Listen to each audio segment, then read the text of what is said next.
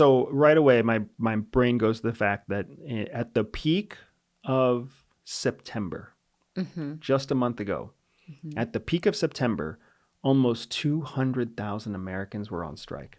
Isn't that incredible? 200,000 Americans were on strike. And why? And why? And you know what's interesting is, you and I have multiple media projects, television, film, book, our own business is in many ways a publishing business.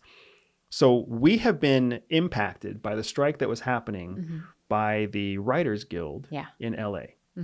So the writers were on strike. I think that they just lifted that strike at the beginning of October, but they've been on strike for, I think, 4 months or 6 months. It was a long time. Much longer than any strike in the past. So most Americans are aware that there was this giant strike that was affecting streaming television.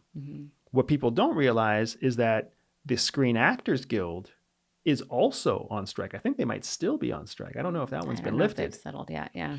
And then on top of that, like there's the threat of strikes coming from union auto workers. Well, there are strikes and threats of more strikes. Exactly. Yeah. But then like there are strikes that people don't even realize. Like Starbucks employees within certain states went on strike.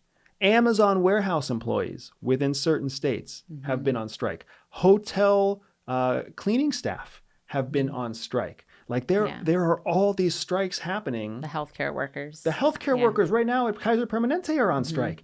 There are like hundreds of thousands of Americans on strike. And I think what blows my mind is a couple things. So first, when I start reading about that, the idea of group negotiation, right? There's a term for that. What do the unions call that?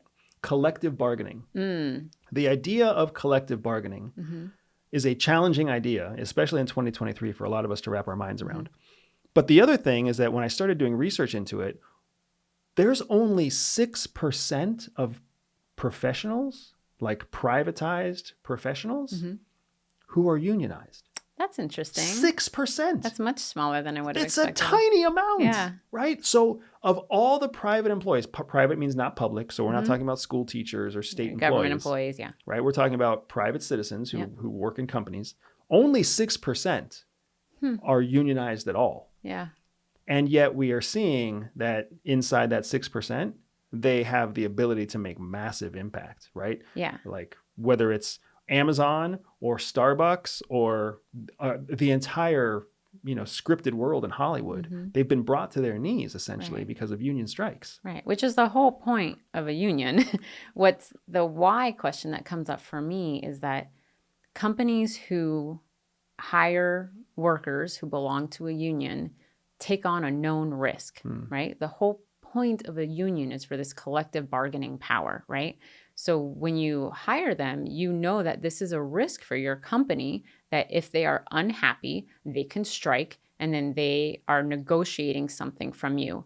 So why do the strikes ever happen is my question, right? There is a tipping point, obviously, that happens where people are like, you're really just not doing right by us, so we're going to strike. So how does the company miss the assessment, or they're making the assessment and they're just kind of letting it get to that tipping point where they're like, you know what, we can handle a strike and we'll just see how far we can get. Like what's happening there is the why that I want to know. Yeah. And what's interesting to me now that like we started this conversation talking about our own business growth. Right. And as we continue to hire people in the future, we actually have to consider what states are we hiring in? Yeah.